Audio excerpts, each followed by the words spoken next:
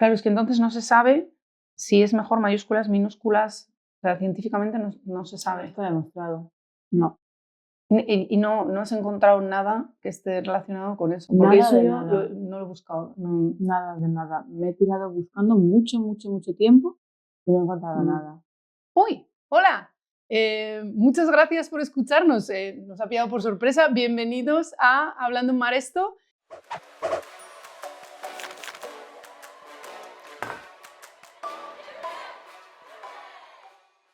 Estamos aquí, María y yo, hablando de los tipos de letras, un programa del que hablamos hace tiempo y que ha mostrado muchísimo interés.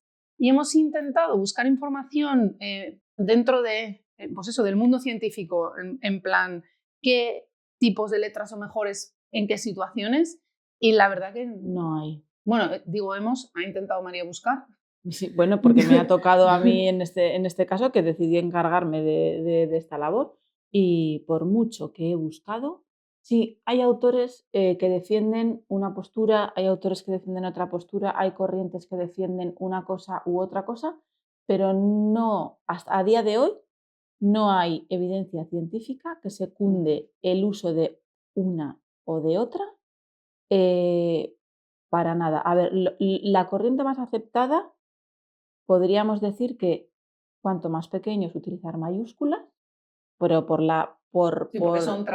trazo, pero luego a la hora ya de pasar a cursos superiores, que es donde ya empiezas a utilizar la minúscula porque les enseñas las normas de la mayúscula, solo se utiliza al principio, todo este tipo de cosas, no hay una evidencia científica que respalde que es mejor una u otra. O vamos, o no las he No, encontrado. yo no la he encontrado. Si alguien la encuentra, por favor que nos lo envíe, porque sería muy Por interesante. favor. Yo pensaba, sí, de hecho pensaba que hoy me ibas a venir con un montón de... A iluminar. Toma, mira, todo esto, vamos a hacerlo así. La verdad que yo sí que lo había buscado alguna vez por encima, pero nunca me había puesto de forma así... Exhaustiva. Pero lo que sí que he encontrado es muchas referencias a problemas del lenguaje, bueno, o problemas de aprendizaje. No quiero decir problemas, lo que pasa que ciertas características como la dislexia o problemas grafomotores o la hiperactividad, el déficit de atención, sí que generan muchas veces dificultad para la lectoescritura. Entonces, sí que en muchos de los estudios hacen referencia a este tipo de cosas. Entonces, que tenemos que tener en cuenta a estos niños y a estas niñas que presentan estas características a la hora de elegir el tipo de letra que mejor se ajusta a esa persona, no a la dislexia, al TDAH. O sea, tampoco hay... Tampoco hay. A cada Mira que yo persona siempre había una pensado, cosa. sobre todo con la dislexia, que era mejor la... Claro, no tienes razón. La ligada es mejor a la hora de leer porque les quitas un problema de medio. Ya les estás dando la palabra, solo tienen que centrar en leer cada palabra. Pero luego a la hora de escribir, como tiene tantísimas direcciones, Se también es vuelven difícil. locos. Pero a la vez no invierten tanto. Porque claro, es un problema que yo veía mucho en Estados Unidos. Como nace en la de imprenta, la B La D. y la D, la P y la B son... O sea, Son lo la mismo. P y la Q. Bueno, para ellos es la misma letra. Es la misma letra. De hecho, a veces te dicen, pero ¿por qué aquí suena Como y el aquí 6 suena? y el 9. Es lo mismo. Pero habría que analizar el caso concreto de cada persona en particular. De cada niño o niña, claro. Y puede que tengas que utilizar un híbrido, pues para leer una, para escribir otra. Yo lo que hacía con los niños y las niñas que tenía, si bien no diagnosticados con dislexia, Que la sombra pululaba, ¿no? porque eran muy pequeños todavía para tener un diagnóstico específico, pero donde ves que hay un problema, o con los niños que veías que tenían muchísimos problemas con esas letras, es permitirles en esa situación, sobre todo en primero, escribirlo en mayúscula. Esas letras que todavía no son capaces de ver, si lo necesitas, escríbelo en mayúsculas y ya poco a poco ve intentando. Además, ellos mismos querían empezar a escribirlo en minúsculas, sin olvidarte, ¿sabes? Sin que sea algo de ahora ya para siempre, porque entonces nunca lo van a adquirir. pero eso, no te preocupes, si no te acuerdas bien, escríbelo en mayúsculas.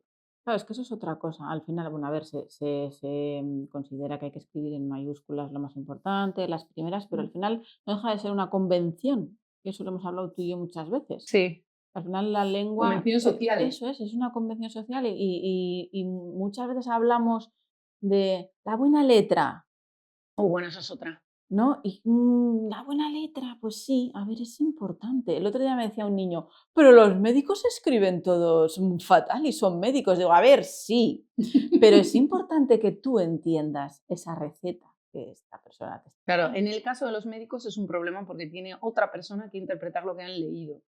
Que yo creo que en eso consiste la buena letra. Una buena letra no es una letra hoy en día, o yo no la veo como una letra que sea súper bonita, a no ser que la vayas a exponer. Claro. ¿Cuándo? Una letra que sea muy bonita, sí, la vas a exponer como algo que va a ver mucha gente.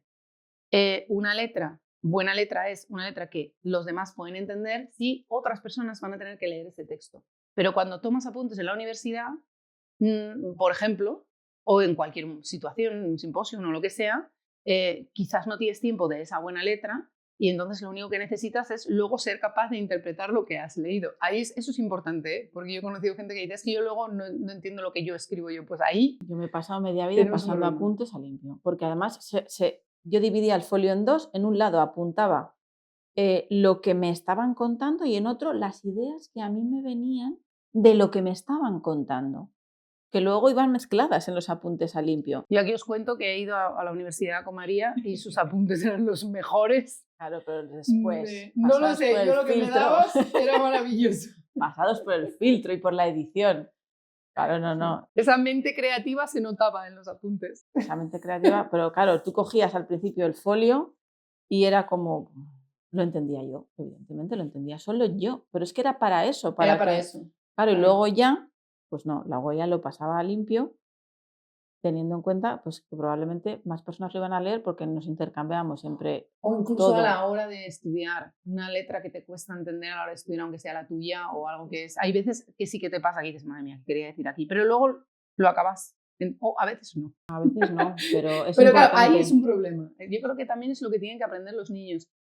¿Quién va a leer esto? ¿Dónde va a aparecer esto? ¿Para qué estás escribiendo esto? ¿Cuál es el objetivo de esta escritura?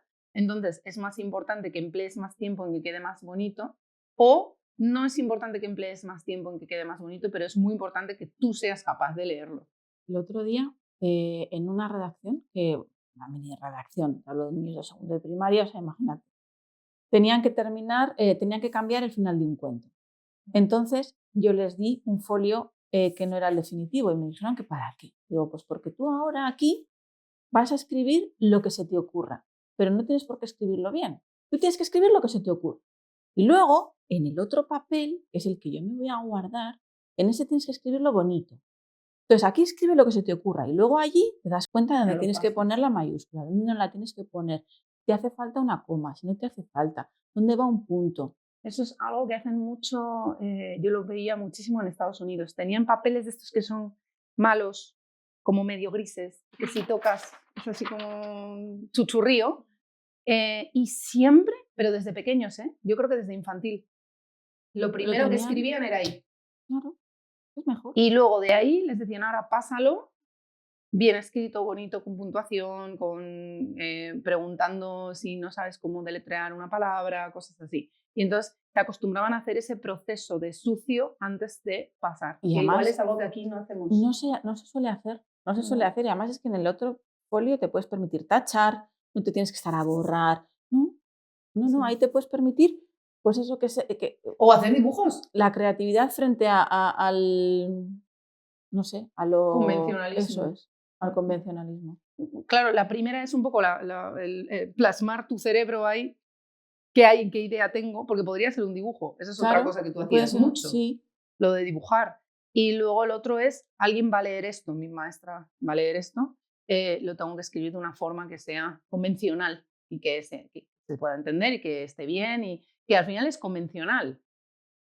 Y esa es otra, por ejemplo, que pasa mucho en enseñanza con niños bilingües o multilingües, que yo doy clase allí en Austria en una asociación de niños con padres de habla hispana que han aprendido la lectoescritura, han aprendido en alemán. Entonces, hacemos mucho escritura creativa y les digo, al principio, el sucio lo podéis hacer en mezclado.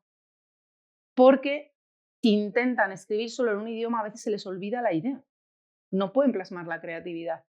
O sea, lo que ellos están. Y de repente, buscando la palabra, se les olvida por dónde estaban yendo. Y al final te estás perdiendo algo precioso que estaba saliendo de esa cabecita. Plasma la idea y luego ya lo cambiarás. Y hay quien dice, ¡guau, qué barbaridad! 2 idiomas, eso de lo que no es convencional, nada más. Pero no está mal, no es feo, no es nada. Es algo que tenemos que entender. La convención está para que todos más o menos hagan algo que se entienda entre todos, pero no es absolutamente necesaria ni obligatoria en todas las situaciones. Y sobre todo no avergonzar porque necesitas escribir una mayúscula o una minúscula. De hecho, eso a mí me lo dejaron en la universidad en Suecia. Cuando estés escribiendo, primero escribe cuando vas a hacer un paper, que le llaman un artículo científico, primero escribe más o menos la idea de lo que tienes, ¿no? Todos los días estaba en un grupo de escritura y nos daban eso. Y dice, escribe en el idioma que te venga cada palabra. Lo primero que te venga a la cabeza. Y lo que te venga. Y luego ya lo pondrás de una forma que el resto pueda leer, ¿no? Y con los niños debería ser igual, incluso escribe con la letra mayúscula, minúscula, de repente te sale ligada, de repente ya no te sale ligada. Da igual. Al final, luego eso, de ahí lo pasas a... ¿no? Eso es porque al final solamente si no vamos a estar evaluando la caligrafía, pero no evaluamos el pensamiento, ¿no? Que también es importante. Y no estamos permitiendo el pensamiento salir, que es algo que pasa mucho. Yo diría, lo que yo he visto cuando yo estaba en España, pasaba mucho, que los niños no hacen escritura creativa porque estamos tan obcecados en que la hagan bonito y perfecto que la creatividad no sale y nos sorprendemos de que no salga, pero en realidad es porque no la estamos dejando. No la estamos dejando salir. Eso sí, que es importante que tengan buena letra, claro que es importante, pero también hay que ver la cara A y la cara B. Y buena letra es forma. Si lo que quieres es contenido, céntrate en el contenido. Y cuando el contenido ya esté fuera, o sea, contenido, sí, entonces ya está fuera, ya está la idea hecha. Ahora pónmela bonita. Claro. Pero no puedes empezar por bonito y esperar que salga. Que salga precioso. La creatividad es caótica. La creatividad es caótica. Normalmente hay quien tiene la capacidad de ser creativo en limpio, pero incluso Mozart, que decían que escribía la música, la escribía en limpio directamente, la creaba en su cerebro y escribía en limpio, ahora se cree que no es cierto, que eran partituras de su hermana que él pasaba limpio. Claro, efectivamente. Es que hay que ahondar. No, es que la creatividad es sucia y tiene que serlo, tiene que ser caótica, porque es eso, es ideas que vienen. Ideas sueltas. Y yo me reía mucho comparando lo que habían acabado escribiendo en la plantilla que yo les había dado y lo que habían escrito en el otro papel, y era graciosísimo porque en el papel de sucio no había ni una coma, estaba todo seguido. Pero yo evalúo las dos cosas, quiero decir, yo no solamente me guardo la caligrafía y lo limpio, sino quiero también ver lo otro, porque... Eso me parece muy buena idea. Porque sí que en Estados Unidos eso lo tiraban, decían, no me lo tienes ni que enseñar. No, yo miro las dos cosas. Estoy de acuerdo. Porque al final, bueno, pues no sé, yo creo que hay que darle cabida a la creatividad en la escuela. Ahí sí que se la daban, pero era un poco el, no te preocupes, yo no voy a ver lo sucio, pero es como esconder esa parte, ¿no? La parte que no es tan bonita. ¿Por qué? O sea, que no es tan ordenada, porque bonita creatividad es. Y me parece muy buena idea el decir, no, tú dámelo todo, porque todo vale. Lo que pasa es que yo aquí te voy a evaluar con unos criterios muy diferentes a lo que te voy a evaluar aquí. Entonces, sí. Nos hemos ido un poco de lo que es el tipo de letra. Sí, bueno, porque queríamos también comentar un poco de la tradición, ¿no? Del uso del tipo de letra, que muchas veces se elige un poco por herencia. En España se ha venido utilizando la letra ligada desde hace muchísimos años y continúa esa tendencia. En Estados Unidos, en Inglaterra es la otra. Pero es lo que hemos dicho, no nos podemos dejar llevar por la herencia, ni por la costumbre, ni a la hora de evaluar, ni a la hora de plantearse. Plantearnos un poco por qué. Yo creo que es algo que es importante en todos los temas, pero en el tipo de letras se hace esencial ahora mismo. La verdad que sí, me parece muy buena idea. Así que, pero de todas formas, os volvemos a decir, si encontráis algún estudio científico que diga esta letra es mejor para estos casos, por favor, os pedimos que nos lo mandéis y lo podemos compartir con el resto, porque, claro, si va a ayudar más, por supuesto, es mejor. Al menos vamos a probar, a ver qué pasa. Probaremos. Muchísimas gracias por escucharnos. Nos vemos en el próximo episodio de Hablando Mar Esto. Adiós. Adiós.